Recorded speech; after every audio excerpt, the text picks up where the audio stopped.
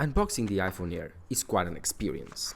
Apple makes these unboxings to be very satisfying. And now, with the thinnest iPhone ever, trust me, it feels so good in the hand.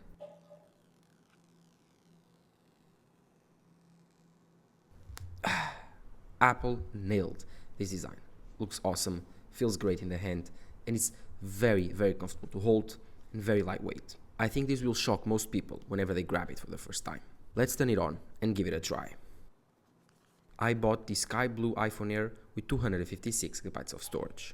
So, this is the iPhone Air first impressions video. I had the iPhone 17 Pro video out a couple of days ago, but I think I want to release both videos close to each other. I unboxed the iPhone 17 Pro and the iPhone Air on my channel. This is the unboxing and first impressions of the iPhone Air, and I think you'll be surprised of what I gotta say. If you are excited, drop a like down below, subscribe to the channel. Let's talk about the iPhone 17 lineup, shall we?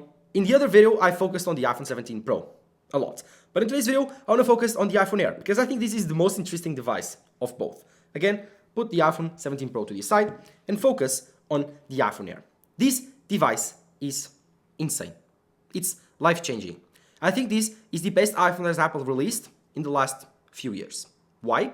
Because it's not the best value iPhone. It was never meant to be the best value iPhone, but it's the most impressive one. Since the time, the minute, the second that I picked up the iPhone Air for the first time, oh my God, my life is changed.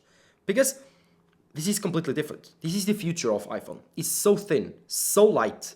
The size of the display is perfect, 6.5 inches. I don't need more. I don't need less. This is the perfect iPhone. I don't have words. My words are even failing because I cannot describe how happy I am that Apple made this. This will be the best-selling iPhone in a few years, for sure. And if it is not this year, people will love the iPhone Air. I see people in the store, because I bought these devices in the store on the launch day. Everyone is picking up the iPhone Air thinking, wow, oh my God, it's so new. And I haven't seen that sentiment for the iPhone since the iPhone 10. I think this is an iPhone 10 moment, and I think it will sell really, really well. My girlfriend fell in love with this device from the second that she picked it, and I think this is the perfect device for most people. They will love it. It feels like jewelry. It has titanium sides, shiny titanium sides. It has a glass back. Now, the 17 Pro has aluminiums. So, you have aluminum on the 17 Pro, and you have glass on the Air, which is really, really different, and it feels different in the hand. The 17 Pro is more like an utilitarian device. It's a performance device, a focus device, while the iPhone Air, it is not. This is a much more interesting device to hold and to feel in the hand. This is a completely different feeling iPhone. Since the iPhone 10, I have not felt this, and I think I love everything about it. Since the display, since the feel in the hand, since the weight, everything. The only thing that I'm concerned about is the camera. This is a single camera. And the thing is, single camera devices, even if they have a really, really good camera, they are always limited by their capabilities to zoom in and zoom out. So, as you can see, the iPhone Air only has one camera, and having only one camera means that it cannot do a full zoom like the iPhone 17 Pro, nor can do an ultra-wide shot. So, it's limiting for some people. But for most people, they take normal photos, they don't know what the ultra-wide lens is. Buying a main iPhone with only one sensor that is 40 megapixels and can give you 4 focal ranges, which is the 26, then the 29 or the 30, the 32, and then the 38, and then you can do the 52. So you can have several zoom lenses. So you have almost like 4 focal ranges with one main sensor. And I do believe in the future, Apple will make bigger sensors that can zoom further without losing quality. Just like the telephoto here on the 17 Pro, it's a 4x telephoto, can zoom in 2 times without losing quality. Yeah, I think this is very interesting. This has the new center stage camera. It's still configuring, but it has the new center stage camera, which is awesome because it means that this device will also be able to do the same tricks that the iPhone 17 Pro was able to do, which is a pretty cool thing to actually use because center stage is an awesome feature on the iPad Pro. You can zoom in, zoom out, crop in, and actually do the perfect selfie without needing to be doing like this, like trying to find the perfect angle. No, the iPhone Air will have that feature too, and I think that in the future, most people will opt for this device. It's on the perfect price tag that people bought the iPhone 16 Pro. It was at $999, $1,000. People love that price point. They love to spend $1,000 on the iPhone and get the most premium one. So I do believe that in the future, the iPhone Air will be the best-selling iPhone for sure. The only thing that I'm concerned on this device and it's a big concern, is battery life. I've not used it enough to confirm you guys, but I might say, it's not the best. I might say that it's concerning. I would say it's probably closer to, a bit worse than the iPhone 17, but it's probably closer to like an iPhone 15 battery life. It's almost like that. Like if you have a 1-year-old iPhone 15 Pro Max, it lasts you throughout the whole day, but it's not the best. I mean, if you have power usage use cases, if you really took lots of video and photos, you can kill this device easily in one day. So I'm a bit concerned for the duration of this battery life, and that's why Apple sells their battery pack for the iPhone Air if you need it. If you are a power user and still want to have this iPhone, you can buy the battery pack from Apple. That is also designed for this iPhone, fits perfectly on the back. But I would say, a bit concerned. I will not give you my full details. I will not give you my full sentence that say this is terrible. No, I will leave that for the full review. But in the last couple of hours and days, like 2 days, I'm kind of concerned.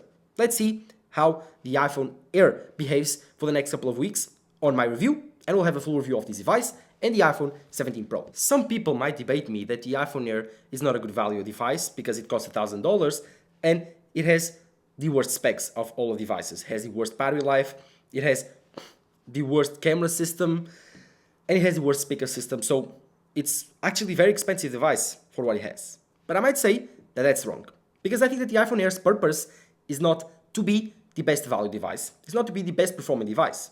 It is not. It's not to be the best iPhone. Oh, it's the best value iPhone. Oh, it's the best iPhone in terms of performance. It is not. But the iPhone Air sure is the best feeling iPhone, the best looking iPhone, and in my opinion, the device that will sell more. So I do believe, you can debate me in the comments down below, that the iPhone Air will prove me right, and it will be an amazing iPhone in terms of sales. Apple has hit a home run with this device. It's so light, so thin. The display is the perfect size. It's the perfect everything. Here, take a look. Both devices next to each other. 17 Pro, and this is the iPhone Air. Both devices, this has a 6.3 inch, this has a 6.5 inch. And as you can see, both devices have huge displays for their body size. But the iPhone Air, I think it has a bit bigger display, although it's a bit bigger in terms of size of the body, but it's so much thinner and so much lighter. So yeah, both devices have incredible displays, but I think that the iPhone Air 6.5 inch OLED display is the perfect size. The 17 Pro is also an awesome size because it's pocket size, it's palm size. I can easily put it on my hand and use it with only one hand, but I think that the iPhone Air too, so put it on my hand, it's still usable. While the iPhone 16 Pro Max, it's too big and it occupies more than my hand, which creates a problem when you are only using your device with one hand. While the Air model is the perfect size, the perfect width, because it's very thin, and I think that the iPhone 17 Pro, it's too chunky for most people, and I think they will opt out for the iPhone Air.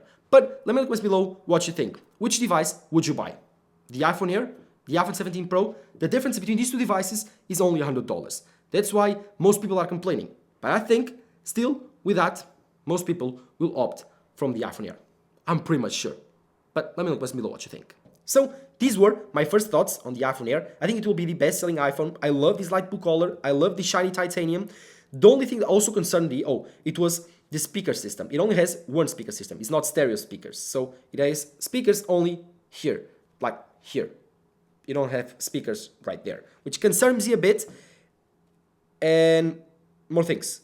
It does not have the new glass cutout from the iPhone 17 Pro. This is exclusive to the iPhone Pro model's design, but it does have the new camera design, the new camera cutout, and I think it looks pretty great on the iPhone Air. I think this is a very good looking iPhone. I think that Apple will sell this device really well, and I think that in the future, most people will buy the iPhone Air rather than the iPhone 17 Pro. A device much more focused for performance, while the Air for the premium feel and jewelry-like device. But let's see what happens in the next couple of weeks with both devices, and I'll give you my full review. If you are excited for that, drop a like down below, subscribe to the channel. Bye-bye. So, the iPhone 17 Pro in Cosmic Orange. This is a very interesting device.